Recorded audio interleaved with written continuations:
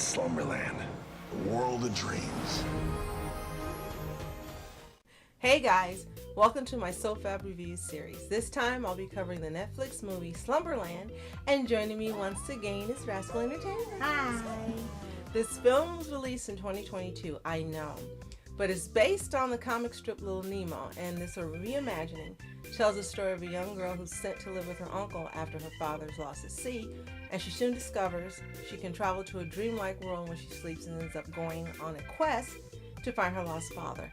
That's a whole lot. Yeah, it's a whole lot. But before we start, be sure to like, subscribe, and click the notification button so you can reviews, hacks, videos, and more.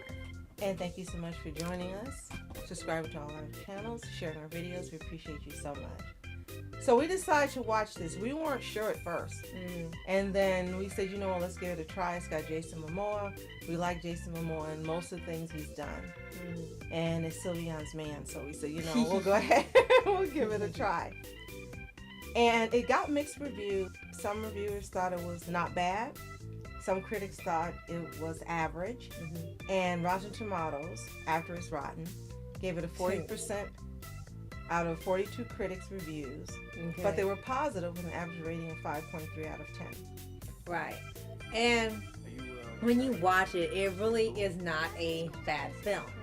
But it, unfortunately, for this film and some people involved, is one of those films where they didn't go all the way with a lot of their ideas. We guess a reimagining of something that already exists, but considering the advances in technology and animation, they could have done a whole lot more. And I felt like they were holding back because it was a Netflix thing, and Netflix has an exact way they want their movies and shows made, especially now when they want one type of script for everything across the board. Another reason it may have held back is because the comic book is called, the comic strip, is Little Nemo in Slumberland. Written by American cartoonist Winsor McCay. This actually came out in 1927. It ended, and it began in 1905. Wow. So it had a whole different feel, I'm sure. Right, it had to update some things. And maybe they were trying to stay true to the comic itself. Right. In some cases that did work, because there were parts where it was whimsical. And it was very calm, and you appreciate it. And then maybe in some instances, as you mentioned, they tried to update it. And I think in those places where they tried to update it is where they went wrong. Yeah. And there's nothing wrong with having a different type of protagonist and trying to have a modern version of some stories. It can be done as long as you put care into it and change what can be changed and fit the story well. For here, the idea itself is more, you can tell more or less as the story goes on, is more of a allegory for accepting loss and going through grief, but without being so harsh and hitting you over the head with it, because as she goes on the dreams to find the father who's gone, but you kind of already can guess what his fate is based on how close it is getting to the end of the film, unfortunately. True. Very true.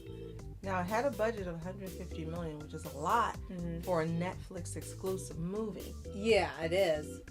And you can see where the money went to. Now, I will say that. Yeah. They had a lot of fantastic special effects, and we were saying that when we were watching, and everything that was fantastical or imaginary looked real. Right. I will absolutely say that. Yeah, they did that's a great job true. on that. And then you have Jason Momoa's character, and what's his name again? Because Flip.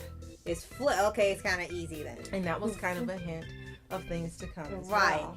And he's more or less of an imaginary friend who exists in the dreamland and can sometimes exist outside of the dreamland, which they kind of don't make very clear because you get someone else created him. But they also say he's not real. That she can only see him in the Slumberland. But she also sees him in the real world. And then they say they don't make it clear if everyone else can see him or she just sees him because she's the only one who ever talks to him and he doesn't go outside. So it becomes a little odd of how this character works in reality or dream. You know, in the dreamland he can do quite a few things. Has the strength. He's whimsical. He's fun. And outside he's a little limited. So I think that was another flaw. They didn't make clear on how his character is supposed to be perceived. True.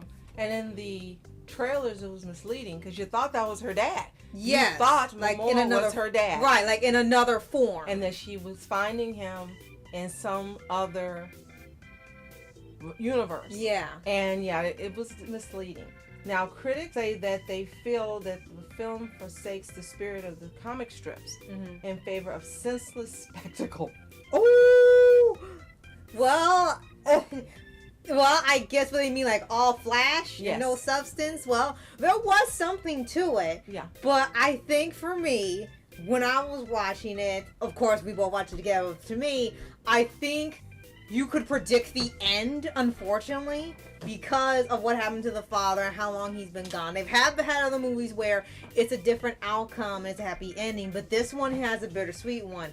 And when she's like blocked from passing the place that she'll finally be able to find him, you can kind of tell it's like she can't because it's impossible. And I think that sort of unfortunately messes with the conclusion because you know how this is gonna end and she has to accept what's happened. True. Also, it starts off very slow. Yes, very. 30 and minutes. You have to really hang in there to finish the movie. Yeah. We kind of just wanted to see what was going to happen. If it was based on what was happening in the beginning, after 15 minutes, you might want to tune out. Right.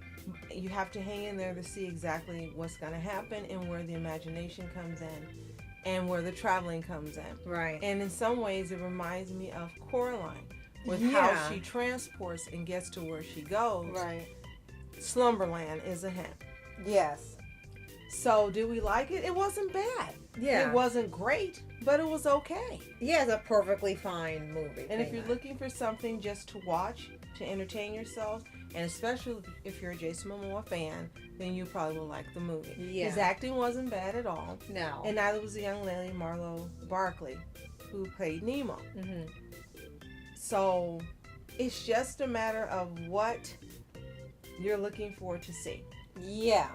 And don't expect anything incredibly grand, but it's still enjoyable. Like you said, get past that slow start and you're fine. And it does have quite a few hilarious moments in there, a few funny moments, little lazy heartwarming, little bittersweet, and everyone performed well. I can't say there was one that was lacking or anything this time. They all performed well, even the kids that were in it. And another thing Hollywood likes to do is gender swap, and they did the same for this movie. Yeah, again. It was a boy in the original comic. Yeah, and that's it. And he was also younger than she is I guess in the movie. I guess they thought it would be more remarkable to have an older girl rather than a young boy, but they seem to think that a lot. Sometimes I think they should give the audience the choice of deciding. Stay true to the work, and then let us decide what we like and what we want to see instead of deciding for us. But hey, what do I know? I'm just some girl.